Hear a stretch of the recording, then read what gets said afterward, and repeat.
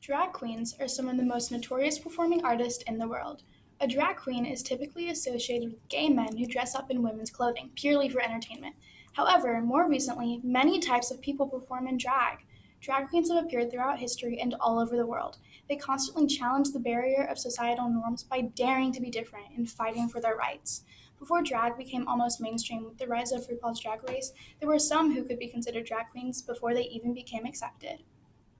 In 1870, two males named Frederick Park and Ernest Bolton found themselves in a courtroom because of the dresses and false names they went by, specifically Stella and Fanny. Although it wasn't illegal back then to wear a woman's clothing as a man, the main issue is that they were threatened with is if they had gay sex. Over the course of the trial, the two men's wardrobes were brought in as evidence to no avail besides embarrassing them. Despite police bribing the witnesses, the prosecutions failed to prove that sodomy had ever occurred.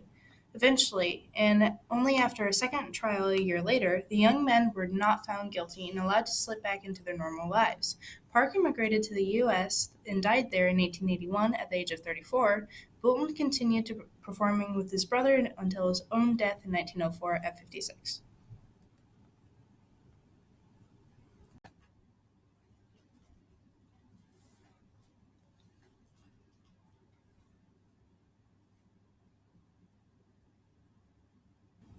There was another one who performed in 1920s in vaudeville. His name was Julian Eltinge. His drag wasn't considered to be sexual and was purely just for show.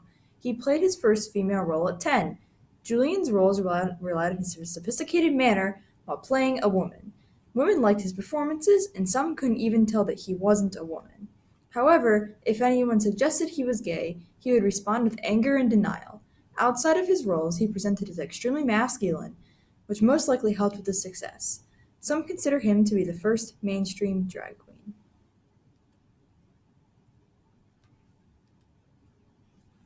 When drag first started to become a little more known, there were other events that happened in the LGBT community. This event was the Stonewall Riots. People have consistently argued about the true start of the Stonewall Riots. One event that could have fueled the movement was the Lavender Scare of the 50s and 60s. The Lavender Scare was a case of mass frenzy over homosexual individuals in the United States government. The public feared homosexual government employees were spies and fighting against the U.S. This led to man versus man in society. Violent riots, protesting, and other movements were held on both sides. Closer to the event of Stonewall, police raids were happening all over New York City in gay bars. Many of them were raided because it was against the law to sell alcohol to the LGBT community.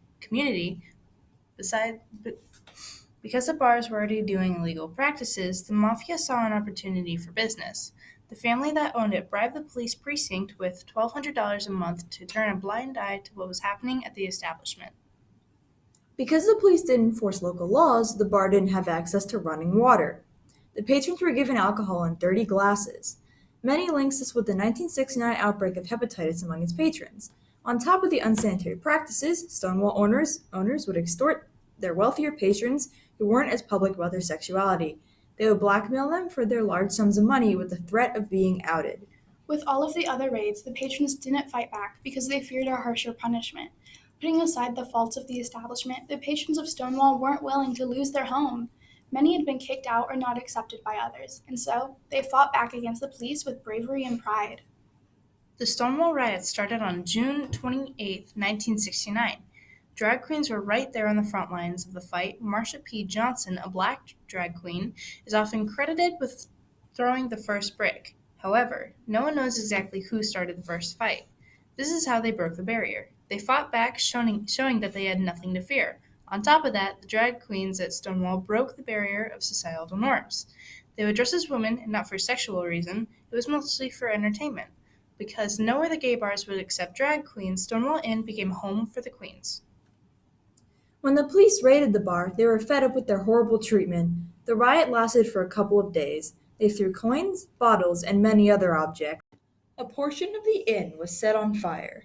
People chanted statements such as gay power and called the policemen cruel things. Patrons smashed windows and uprooted parking meters. A drag queen also hit a policeman over the head with a purse. Another one beat a policeman with a shoe. Like stated before, the drag queens were the ones who were mainly on the front lines. Specifically, Marsha P. Johnson and Sylvia Rivera were there at Stonewall. They went on to create gay rights movements on their own and are viewed by the LGBTQ community as pioneers. Drag queens have appeared throughout history and all around the world. They constantly challenge the barrier of societal norms and pressures by daring to be different and fighting for their rights. The Stonewall riots are often credited with starting today's LGBTQ rights movement. The first Pride Month was celebrated in June of 1970, just a year after Stonewall. Pride Month was specifically created to be celebrated in June to honor the Stonewall riots and difficulties of the community.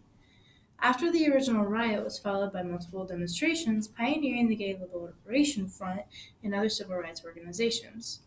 Around the time of Stonewall is when drag started to be associated with the LGBTQ community. It was typical for gay men to be more feminine. However, drag performers in the early 1900s would deny they had anything to do with being gay. But it was only in 2014 that gay marriage would be federally legalized. It was just this past year, 2019, when the New York Police Department would formally apologize for its role in Stonewall and the anti-LGBTQ laws that were firmly in place. In modern times, drag around the world is an art to many, with famous drag queens who continue to live on in history, like Divine, RuPaul Charles, Lady Bunny, Hedda Lettuce, and many more. For example, Divine was in many movies and Ursula was even based off of her. Recently, RuPaul starred in a Netflix original titled AJ and the Queen. They have greatly influenced pop culture.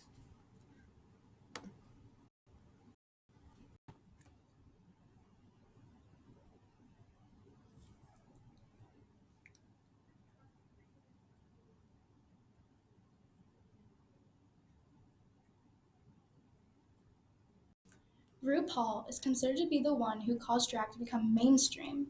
He was popular in the 80s and 90s, even coming out with his own music later in his career. In the late 2000s, he created a show called RuPaul's Drag Race. This is what sparked the drag scene of today.